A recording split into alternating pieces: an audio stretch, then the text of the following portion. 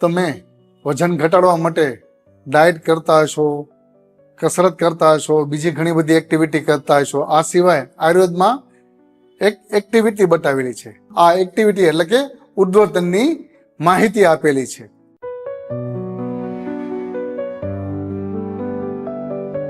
તો વાઘભટ્ટ ઋષિએ તેના ઉદ્વર્તનના ફાયદા બતાવતા બહુ સરસ શ્લોક આપેલો છે. ઉદ્વર્તનમ કફહરમ મેદસ પ્રવિલાયનમ સ્થિરીકરણમ અંગાનામ ત્વક પ્રસાદકર પરમ. તો જે ઔષધિ લઈને શરીર ઉપર ઘસવામાં આવે તેને ઉદ્વર્તન કહેવામાં આવે છે. અને વાઘભટ્ટ ઋષિ તેના વિશે કહે છે કફહરમ એટલે કે તે શરીરમાં વધેલા કફને ઓછો કરે છે.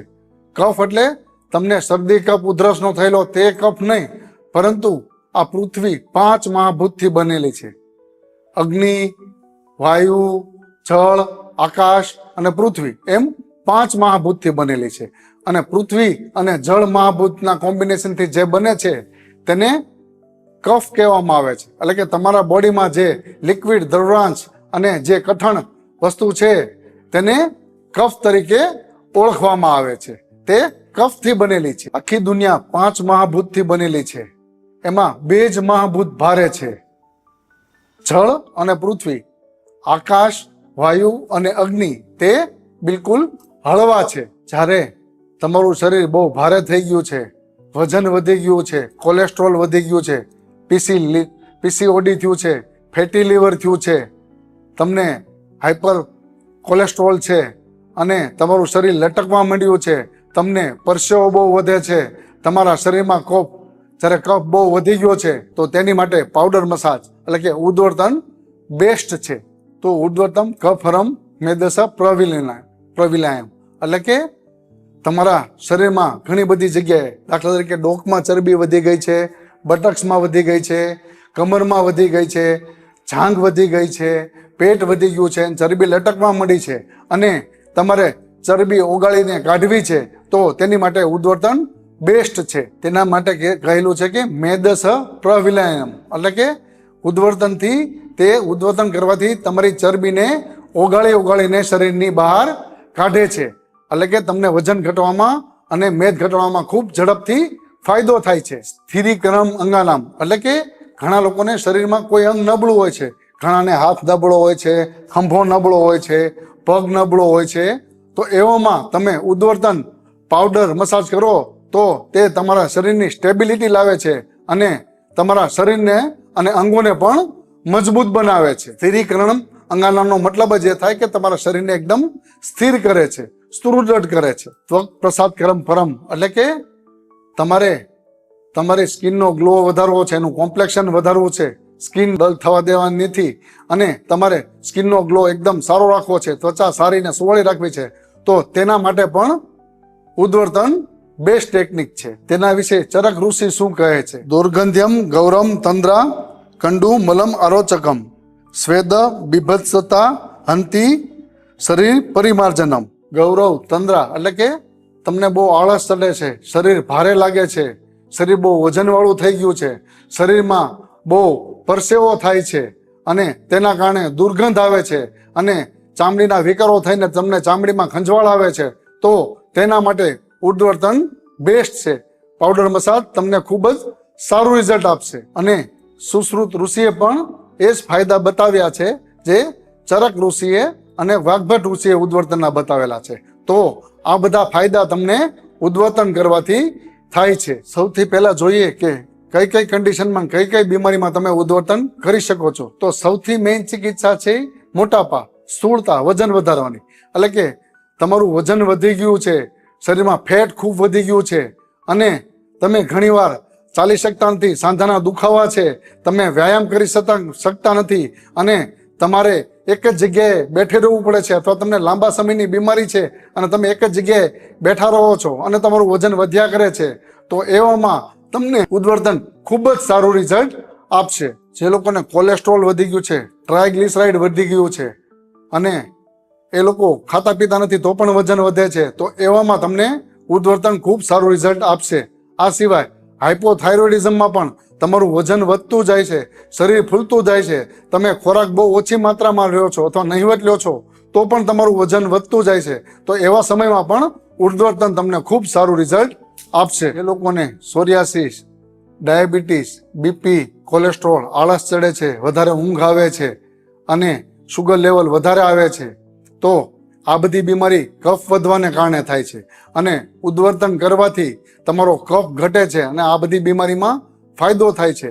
આ સિવાય તમને કસરત કરવાનો ટાઈમ મળતો નથી અને તમે ઉદ્વર્તન કરો છો તો તે વજન ઘટાડવાની સાથે એક પ્રકારની તમારી કસરત પણ થઈ જાય છે અને તમને તમારી તકલીફોમાંથી મુક્તિ મેળવવામાં પણ ફાયદો થાય છે. જે લોકોને સોરિયાસિસ થઈ ગયો છે અને સ્કિનમાંથી મોટા મોટા લેયર બહાર આવે છે, તો એ લોકો પાવડર સાથે તેલ મસાજ એટલે કે પાવડરમાં તેલ મેળવીને ઉદ્વર્તન કરે તો એ લોકોને સોરિયાસિસમાં પણ રાહત થાય અને એના વજન ઘટાડવામાં પણ ફાયદો થાય છે. ઘણા લોકોને આમવાત હોય છે અને તે લોકોને સાથે સર્વાઇકલની પણ તકલીફ હોય છે. એવા સમયે જો તમે તેલ માલિશ કરશો તો તમને દુખાવામાં વધારો થશે. તેની જગ્યાએ તમે પાવડર મસાજ કરશો તો તમને દુખાવામાં પણ ફાયદો થશે અને સોજામાં પણ ફાયદો થશે. કારણ કે આમ વાતમાં તમારામાં આમ વધેલું હોય છે અને એવામાં તમે તેલ માલિશ કરો તો તે ચીકણું છે, તેનાથી આમ વધી શકે છે. એના બદલે તમે ડ્રાય પાવડર, સૂકા પાવડરથી મસાજ કરો છો તો તે આમનું પણ શમન કરે છે અને આમને પણ બહાર કાઢે છે અને તમને દુખાવામાં અને સોજામાં ઝડપથી રાહત કરે છે. જે લેડીઝને પીસીઓડીની તકલીફ છે તેના કારણે તેના જંઘા એટલે સાથળ બહુ વધારે છે, બટક્સ બહુ વધારે છે અને તે લોકોને કામ કરવાની આળસ ચડે છે, કસરત કરવાની ઈચ્છા નથી થતી, તો એવા સમયે તે ઉદ્વર્તન કરે તો તેનો ખૂબ જ ફાયદો થાય છે.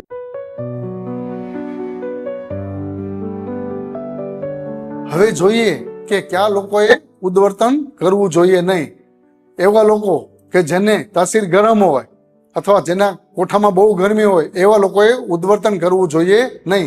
અથવા જો એવા લોકોએ ઉદ્વર્તન કરવું હોય તો ઠંડી તાસીરવાળા પાવડર જેમ કે ચંદન પાવડર છે, સારીવા પાવડર છે અથવા યષ્ટી મધુ પાવડર છે, એ પાવડરથી કરે તો તેને ફાયદો થાય છે. જે લોકોને શરીરમાં કાંઈ ઘા વાગ્યો છે, કાંઈ ચાંભા પડ્યા છે અથવા કોઈ જગ્યાએથી રસી નીકળે છે, એવા લોકોએ પણ ઉદ્વર્તન થોડાક સમય માટે કરવું ન જોઈએ. જ્યાં સુધી એનો ઘા રૂજાઈ જાય અથવા રસીવાળો ભાગ સારો થઈ જાય અને સુકાઈ ન જાય ત્યાં સુધી. એવા લોકો કે જેનું શરીર સુકાતું જતું હોય, દુબળું થતું જતું હોય એટલે ડિજનરેટિવ એટલે કે તેનું શરીર ડિજનરેશન તરફ જઈ રહ્યું હોય એવા લોકોએ પાવડર મસાજ કરવું જોઈએ નહીં. અથવા જે લોકોને ડિજનરેટિવ આર્થરાઇટિસ હોય એ લોકો એટલે કે ઓસ્ટિયો આર્થરાઇટિસ હોય એ લોકોએ પણ પાવડર મસાજ કરવું જોઈએ નહીં. એ લોકોએ પાવડર મસાજની જગ્યાએ તેલનું મસાજ કરવું જોઈએ જેથી તેને ફાયદો થાય. બીજું, પ્રેગ્નેન્ટ લેડીએ પણ એટલે કે જે ગર્ભિણી મહિલા છે તેણે પણ પાવડર મસાજ કરવું જોઈએ નહીં. અથવા તમે ક્યાંય દાઝી ગયા છો અને તમારા શરીરમાં દાઝી ગયેલા ડાઘ છે અથવા દાઝી ગયેલા ચામડી છે તો એવા સમયે પણ તમારે પાવડર મસાજ કરવું જોઈએ નહીં. અને જે લોકોની સ્કિન બહુ ડ્રાય છે, એકદમ રૂક્ષ છે, એવા લોકોએ પણ પાવડર મસાજ કરવું જોઈએ નહીં.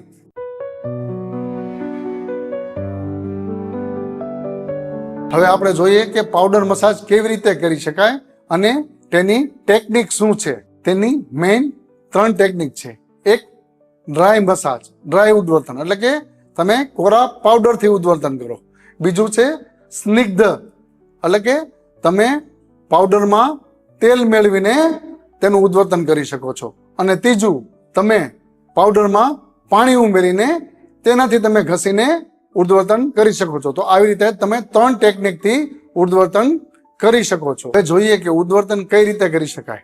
તો સૌથી પહેલા તમારે સવારે વહેલા ઉઠી મળમૂત્રનો ત્યાગ કરી ફ્રેશ થઈ અને એક ચટાઈ પાથરી, ચટાઈ એટલે પાથરવાની છે કે તમે ઉદ્વર્તન કરશો એટલે પાવડર વેરાશે એટલે તમારે ચટાઈ પાથરી તેની ઉપર બેસીને તમારે ઉદ્વર્તન કરવાનું છે. હું તમને આગળ આ વિડીયોમાં કહીશ કે તમે કયા કયા પાવડરથી ઉદ્વર્તન કરી શકો છો. જે લોકોને શરીરમાં ખૂબ પરસેવો વળે છે, ખૂબ ચરબી છે, ખૂબ વજન વધારે છે અને જે લોકોનું શરીર હંમેશા ભીનું રહે છે એ લોકો માટે ડ્રાય મસાજ એટલે કે સૂકા પાવડરથી, ડાયરેક્ટ પાવડરથી મસાજ કરવાથી ખૂબ ફાયદો મળે છે. એ લોકો ડ્રાય પાવડરથી મસાજ કરી શકે છે. ડ્રાય પાવડર મસાજ એટલે તમારે ડાયરેક્ટ કોઈ પાવડરને સીધો શરીર પર ઘસવાનો છે. એને ડ્રાય પાવડર મસાજ કહેવામાં આવે છે. બીજી ટેકનિક એ છે કે કોઈને પાવડર ઘસવાથી બળતરા થાય છે અથવા કોઈનું શરીર એટલું બધું વૃક્ષ અથવા થોડું વૃક્ષ છે તો એ લોકો પેલા પૂરા બોડી ઉપર તેલ મસાજ કરી પછી તેને શરીર ઉપર પાવડર છાંટી દેવાનો અને પછી તે પાવડરને ઘસવાનો છે. તો આવી રીતે તમે સ્નિગ્ધ મસાજ પણ કરી શકો છો. આ મસાજની બીજી ટેકનિક છે. બીજા જે લોકોને શરીર બહુ વજન વધારે છે, શરીર વધારે છે અને સ્કિન ડ્રાય છે તો એ લોકોએ પાવડર મસાજ કરવો હોય તો કેવી રીતે કરી શકે?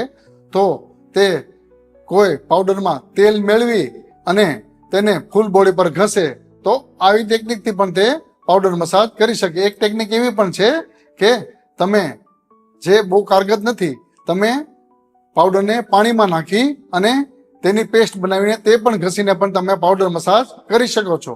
તો આવી રીતે પાવડર મસાજ કરવાથી તમને પાવડર મસાજના એટલે ઉદ્વર્તનના બધા જ ફાયદા મળે છે. તો આવી રીતે ઉદ્વર્તન કરવાની 3-4 ટેકનિક છે. તમને જે ફાવે અને તમારા શરીરને અનુકૂળ આવે તે પ્રમાણે તમે કોઈ પણ ટેકનિકથી ઉદ્વર્તન કરી શકો છો. તેમાં સૌથી બેસ્ટ ટેકનિક છે તમે પૂરા બોડી પર તેલ લગાડી અને પછી પાવડર ઘસો તો તે બેસ્ટ ટેકનિક છે. અને જ્યાં તમારા સાંધા છે ત્યાં તમારે સર્ક્યુલર મુવમેન્ટ એટલે કે ગોળાકાર મસાજ કરવાનો છે. આ રીતે તેને સર્ક્યુલર મુવમેન્ટ કહેવામાં આવે છે. અને જ્યાં તમારા સાંધા નથી અને દાખલા કે તમે સાથળમાં મસાજ કરો છો અથવા હાથમાં મસાજ કરો છો તો ટુવર્ડ હાર્ટ એટલે કે હાર્ટની દિશામાં, હૃદયની દિશામાં આ રીતે તમારે મસાજ કરવાનો છે. જંઘામાં કરો તો આ રીતે તમારે મસાજ એટલે કે ટુવર્ડ હાર્ટ, હૃદય તરફ તમારે મસાજનો હાથ જવો જોઈએ. સાથળ અને બટક્સમાં તમારે ચરબી છે ત્યાં તમારે ટુવર્ડ હાર્ટ અને પેટમાં અને પડખામાં તમારે ગોળાકાર આ રીતે મસાજ કરવાનું છે. સર્ક્યુલર મુવમેન્ટમાં મસાજ કરવાનું અને સાંધામાં પણ તમારે સર્ક્યુલર મુવમેન્ટથી મસાજ કરવાનું છે જેથી તમને ઉદ્વર્તનના મેક્સિમમ ફાયદા મળી શકે. જે લોકોને છાતીમાં કફ ભરાયેલો રહે છે, બહુ કફ વધારે રહે છે તો તે લોકો છાતી ઉપર પાવડર મસાજ કરે તો તેને કફમાં ફાયદો થાય છે. આ સિવાય જેને ઉદાવર એટલે ગેસની તકલીફ રહે છે એ લોકો સર્ક્યુલર મુવમેન્ટે પેટ ઉપર પાવડર મસાજ કરે તો ઉદાવર અને ગેસમાં પણ ફાયદો થાય છે. જે લોકોનું શરીર ઓઇલી છે, વજન બહુ વધારે છે અને તે લોકોનું બેઠાડું જીવન છે અથવા એક્ટિવિટી કંઈ કરી શકતા નથી તો એ લોકો પાવડર મસાજ કરે તો તેને પાવડર મસાજથી ખૂબ જ ફાયદો થાય છે. જે લોકોને ફ્રોઝન શોલ્ડર એટલે ખંભાની તકલીફ છે એ લોકો રાઉન્ડ શેપ એટલે કે સર્ક્યુલર મુવમેન્ટથી પાવડર મસાજ કરશે તો તેને ફ્રોઝન શોલ્ડરમાં પણ ફાયદો થશે. જે લોકો સવારમાં ઉઠે અને શરીરમાં તેમને દુખાવો રહે છે, જકડાટ રહે છે, પછી 2-3 કલાક પછી તે દુખાવો અને જકડાટ ધીમે ધીમે ઓછું થાય છે, એવામાં તમને પાવડર મસાજ કરો તો તમને બહુ ફાયદો થશે. કારણ કે પાવડર મસાજથી તમારા સાંધામાં રહેલા આમનું શમન થશે અથવા આમ પીગળશે અને તમને દુખાવામાં રાહત થશે. તો આવી રીતે ડેઈલી સવારે તમે 5 મિનિટથી લઈ અને 25 મિનિટ સુધી પાવડર મસાજ ઉદ્વર્તન કરી શકો છો. તમારે પાવડર મસાજ ઉદ્વર્તન માથા ઉપર એટલે કે શિરો ઉપર કરવાનું નથી, તમારે ખાલી તે બોડી ઉપર જ કરવાનું છે. તમે હાથે પાવડર મસાજ કરી શકતા નથી તો તમે બેસ્ટ છે કે નજીકના આયુર્વેદ પંચકર્મ સેન્ટરમાં જઈને પણ રેગ્યુલર ઉદ્વર્તન પાવડર મસાજ કરી શકો છો. તમે ઉદ્વર્તન ક્યાં પાવડરથી કરી શકીએ તેની વિશે જોઈએ તો કોટમ ચુક્યાદી, કોલકુથિયાદી એટલે કે આ મેડિકેટેડ પાવડર છે. જે લોકોની તાસીર ઠંડી હોય અથવા જેને ઠંડી વધારે લાગતી હોય, જેના લોકોના શરીરમાં વધારે પ્રમાણમાં કફ હોય એ લોકો આ કોટમ ચુક્યાદી અને કોલકુથિયાદી પાવડરથી મસાજ કરશે તો એને ખૂબ સરસ ફાયદો મળશે. જે લોકોને વજન વધારે છે અને શરીરમાં ગરમી વધારે છે તો એ લોકો ત્રિફળા ચૂર્ણથી પાવડર મસાજ કરશે તો પણ ફાયદો થશે. જે લોકોનું વજન વધારે છે અને સાથે સ્કિન ડિસીઝ છે તો તે લોકો નલ પરમાદી ચૂર્ણ એટલે મેડિકેટેડ નલ પરમાદી પાવડરથી મસાજ કરશે તો તેને સ્કિન ડિસીઝમાં પણ ફાયદો થશે અને વજન ઘટાડવામાં પણ મદદ મળશે. જે લોકોને ગરમી છે અને સ્કિન ઉપર રેસિસ છે અને શરીરમાં ખૂબ ગરમી છે અને વજન વધારે છે તો એ લોકો ચંદન પાવડર, ઉસીર પાવડર, આમળાનો પાવડર અથવા લીમડાના પાંદડાના પાવડરથી ઉદ્વર્તન કરે તો આવી રીતે પિત્તવાળા લોકો અને વજનવાળા લોકો આ પાવડરનો ઉપયોગ કરીને પણ ફાયદો મેળવી શકે છે. જો તમને પૈસાની તકલીફ હોય અને તમારે સસ્તામાં ઉદ્વર્તન કરવું હોય તો તમે હરડે પાવડરથી પણ તમે ઉર્ધ્વર્તન કરી શકો છો. તે તમને બહુ સસ્તા ભાવે મળી જશે. આ સિવાય તમે બેસનનો પાવડર એટલે કે ચણાનો લોટ 100 ગ્રામ અને એમાં 20 ગ્રામ સૂંઠ નાખી તેનાથી પણ ઉર્ધ્વર્તન કરી શકો છો. તો આવી રીતે ગરમ અને ઠંડી તાસીરવાળા અલગ અલગ પાવડરથી ઉર્ધ્વર્તન કરી શકે છે. આ સિવાય તમારે સ્કિનનો ગ્લો વધારવા માટે પણ જો ઉર્ધ્વર્તન કરવું હોય અને વજન ઘટાડવા માટે પણ ઉર્ધ્વર્તન કરવું હોય તો એના માટે તમારે બેસન એટલે કે ચણાનો પાવડર 100 ગ્રામ એમાં 10 ગ્રામ હળદર નાખી અને તેનાથી પણ ઉર્ધ્વર્તન કરો તો તમને ફાયદો થશે. તો મિત્રો, મેં તમને આ વિડીયોમાં ઉર્ધ્વર્તન વિશેની સંપૂર્ણ માહિતી આપી. આશા છે કે આ વિડીયો તમને ખૂબ ઉપયોગી થશે. જય ધન્વંતરી.